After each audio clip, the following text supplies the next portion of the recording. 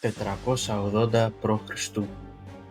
Η Περσική Αυτοκρατορία, η μεγαλύτερη που γνώρισε ποτέ ο κόσμος, απλώνεται από τις Ινδίες έως το Αιγαίο. Ο Ξέρξης, γιος του Δαρίου, έρχεται να ολοκληρώσει το έργο του πατέρα του, δηλαδή την υποταγή της Ελλάδας. Ένας στρατός εκατοντάδων χιλιάδων κινείται προς τα δυτικά. Οι αρχαίες πηγές μιλούν για πάνω από 2 εκατομμύρια άνδρες. Οι σύγχρονοι ιστορικοί υπολογίζουν 200 με 300.000 στρατιώτες. Μια δύναμη που μοιάζει ασταμάτητη. Ποτάμια γεφυρώνονται, κανάλια ανοίγονται, δρόμοι χαράζονται. Δεν είναι μόνο μια εκστρατεία, είναι μια πομπή αυτοκρατορίας. Απέναντι οι Έλληνες διχασμένοι, μερικοί συντάζονται με τον Ξέρξη, άλλοι μένουν ουδέτεροι, μα η Σπάρτη και η Αθήνα αποφασίζουν να αντισταθούν.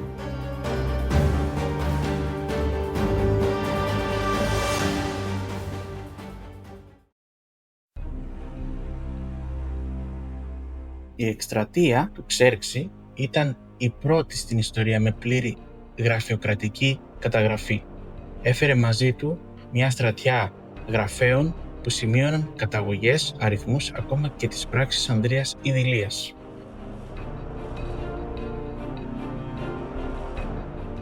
Στο στρατό του Ξέρξη συμμετείχαν εξωτικά σώματα, στρατεύματα από την Ινδία με καμήλες και ακόμη και ζεύρες που έσαιναν άρματα.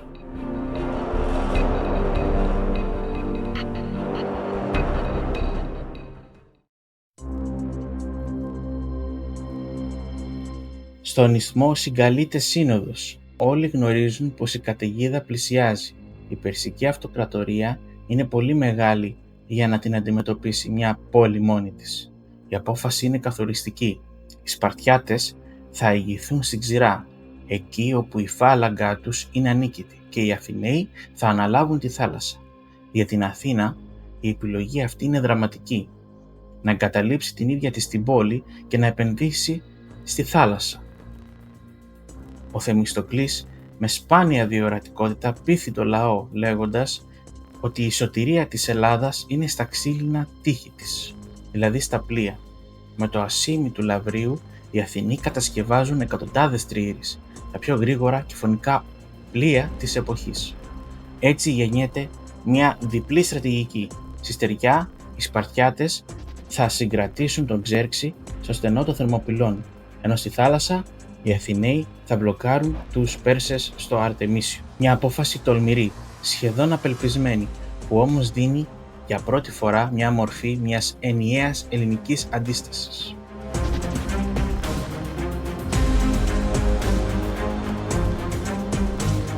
Οι Θερμοπύλες δεν είναι τυχαία επιλογή. Είναι ένα στενό πέρασμα ανάμεσα στο βουνό και στη θάλασσα. Σε ορισμένα σημεία χωράνε μόλις 15 άντρες πλάι-πλάι. Εκεί οι Έλληνες στείνουν το ισχυρότερό τους όπλο, δηλαδή την φάλαγγα. Η φάλαγγα δεν είναι απλώς ένας σχηματισμός, είναι ένας τρόπος σκέψης. Κάθε ασπίδα ή όπλων προστατεύει όχι μόνο τον πολεμιστή που τη φέρει, αλλά και το διπλανό του.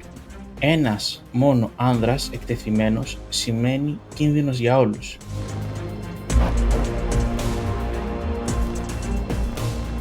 Εναλλαγή γραμμών. Οι πρώτοι μαχητές έδιναν τη θέση τους εξεκούραστους κρατώντας πάντα την πρώτη γραμμή ατσάλι. Υπήρχε συγχρονισμός κινήσεων. Κάθε βήμα, κάθε όθηση με την ασπίδα γινόταν με ρυθμό, σαν να ήταν ένα σώμα.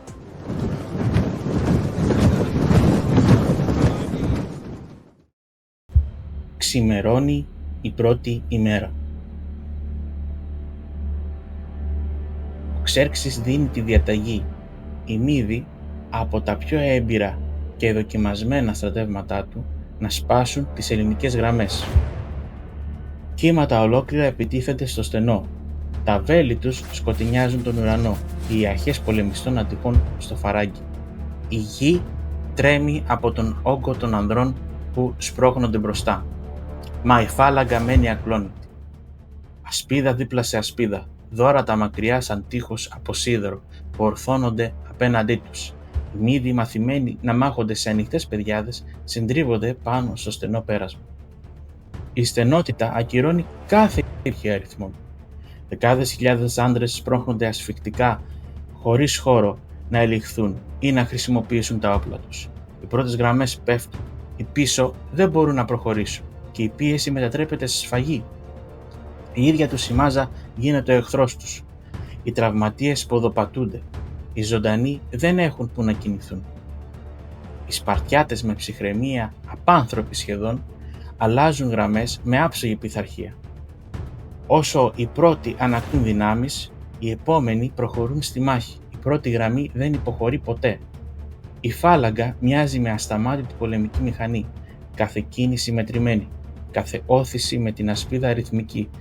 Οι απώλειες είναι βαριές για τους Πέρσες. Εκατοντάδες νεκροί μένουν στο έδαφος, ενώ οι Έλληνες αντέχουν σχεδόν αλόβητοι. Ξέρξης, καθισμένος στο θρόνο του σε ύψωμα, παρακολουθεί άναυδος. Δεν μπορεί να πιστέψει ότι λίγες χιλιάδες άνδρες κρατούν σταματημένο το μεγαλύτερο στράτευμα της γης. Η δεύτερη μέρα ξημερώνει.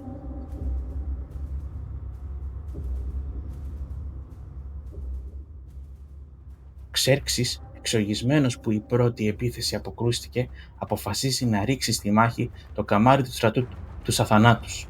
10.000 επίλεκτοι άνδρες, διαλεγμένοι από όλη την αυτοκρατορία. Το όνομά τους έρχεται από τον κανόνα ότι κάθε απώλεια συμπληρώνεται αμέσως από τον άλλον, έτσι το σώμα φαίνεται αθάνατο.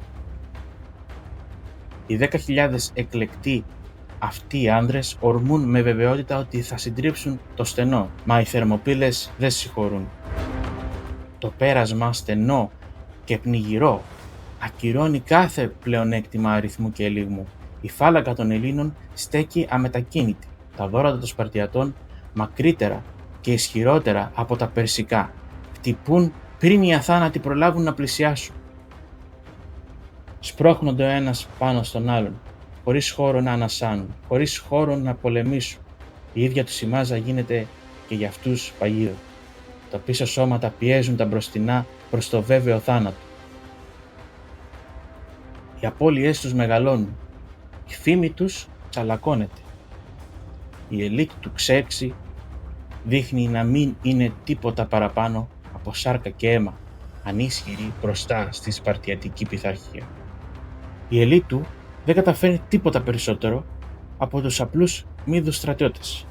Το γόητρο της αυτοκρατορίας δέχεται το πρώτο ράγισμα.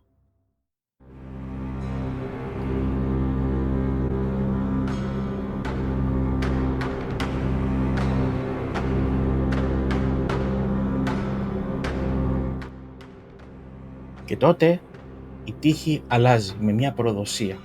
Ο εφιάλτης, ένας γόνος τοπικής οικογένειας από τη Μαλίδα, παρουσιάζεται στο βασιλιά Ξέρξη με αντάλλαγμα χρυσό και εύνοιο του μεγάλου βασιλιά. Αποκαλύπτει το μυστικό μονοπάτι που περνά πίσω από τον Καλίδρομο. Το μονοπάτι αυτό ήταν γνωστό μόνο στους ντόπιους. Στενό απόκρημνο, δύσβατο, περνούσε από τα δάση του Καλίδρομου και οδηγούσε κατευθείαν πίσω στις ελληνικές γραμμές. Οι Σπαρτιάτες γνώριζαν τον κίνδυνο και είχαν αναθέσει τη φύλαξή τους στους Φωκείς. Μα όταν οι Φωκείς βλέπουν το περσικό κύμα να ξεχύνεται κάτω πάνω τους, χιλιάδες άνδρες με τύμπανα, βέλη και δάδες πανικοβάλλονται. Αντί να πολεμήσουν, υποχωρούν προς τα υψώματα για να σώσουν τους δικούς τους άνδρες. Το μονοπάτι μένει ανοιχτό. Οι Έλληνες βρίσκονται πια παγιδευμένοι. Από τη μία μεριά η φάλαγγα που αντιστέκεται στο στενό και από την άλλη οι Πέρσες να κατεβαίνουν από το μονοπάτι. Ξέρξης εδώ χαμογελά. Η ασπίδα που κρατούσε την αυτοκρατορία μακριά από την κατάκτηση της Ελλάδος έχει πια τρυπήσει.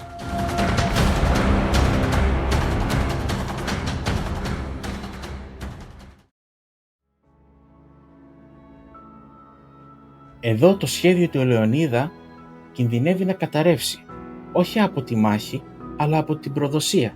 Ο Λεωνίδας συγκαλεί συμβούλιο, 300 Σπαρτιάτες, 700 Θεσποιείς και 400 Θηβαίοι. Η μάχη ξεσπάει με λύσα. Οι Πέρσες, ενθαρρυμένοι από την προδοσία του εφιάλτη, επιτίθονται από τις δύο πλευρές.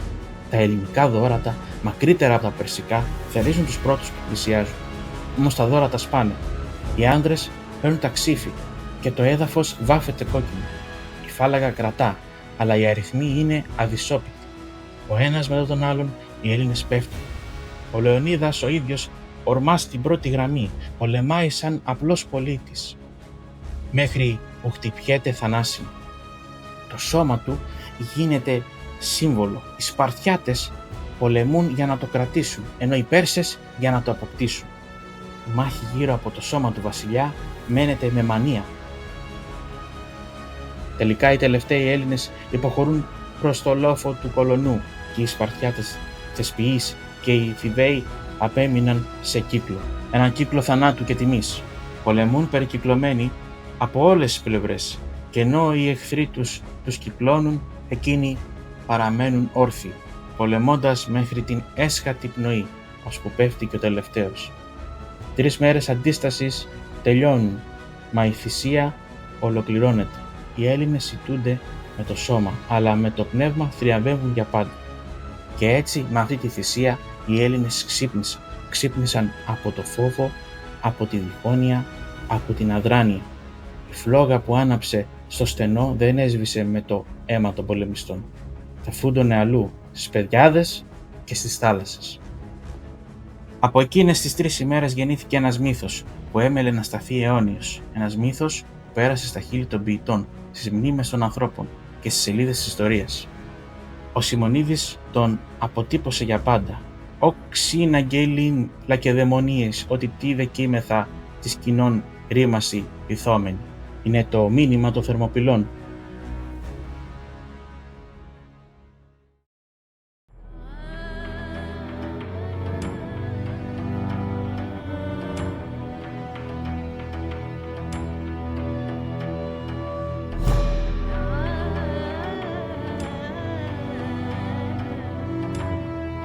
Σε ευχαριστούμε που παρακολουθήσατε.